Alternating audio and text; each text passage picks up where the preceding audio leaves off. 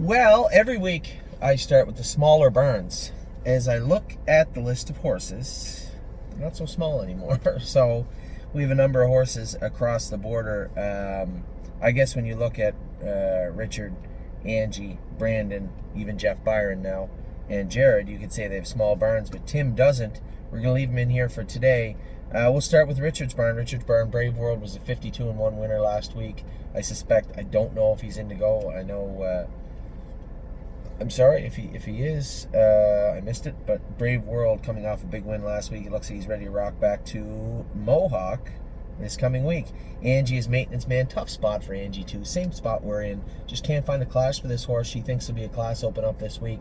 I hope so, because I've preached it all week that if we don't have places to race these horses, then it might have to be time to look at maybe moving them on. And I know that may upset a few people, but at the same time, I have to look out for everybody. The horses, us, all of our clients that are involved with all the horses. And if I'm looking at the calendar saying, July, nope, August, nope, September, nope, October, when am I going to make money with this horse?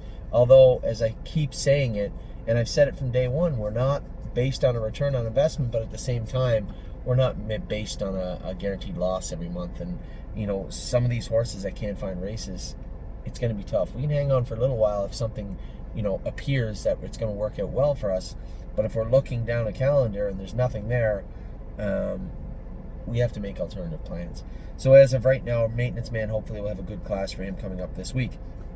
Horse that I really didn't know how she'd be when she left, Beach Bum BB. We trained her in 56-3 before she left for Indiana.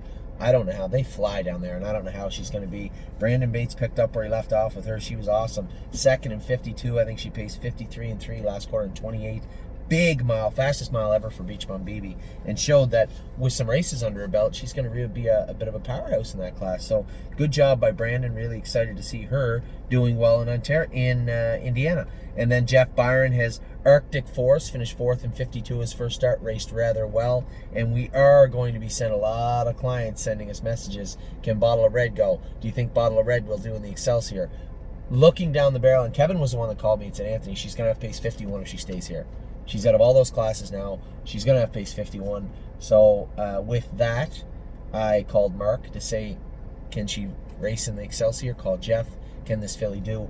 Both were emphatic, and they're saying, yes, she can do. So Bottle of Red will be on her way to Jeff Byron immediately. As soon as the papers get finished up this week, should be Monday, Tuesday. First truck on the way down, she'll be on it. And so that's Arctic Force and Bottle of Red. Jared Bothwell, we sent Canadian Titan up to swim. She'd hit that ankle, and it seems like it's still bothering her a little bit. She trained well. I trained her in 2-1 last half, 58, but after the mile was a little pinchy on it again. So I said to Jared, have the vet have a quick look at her again, just to make sure we didn't miss anything here.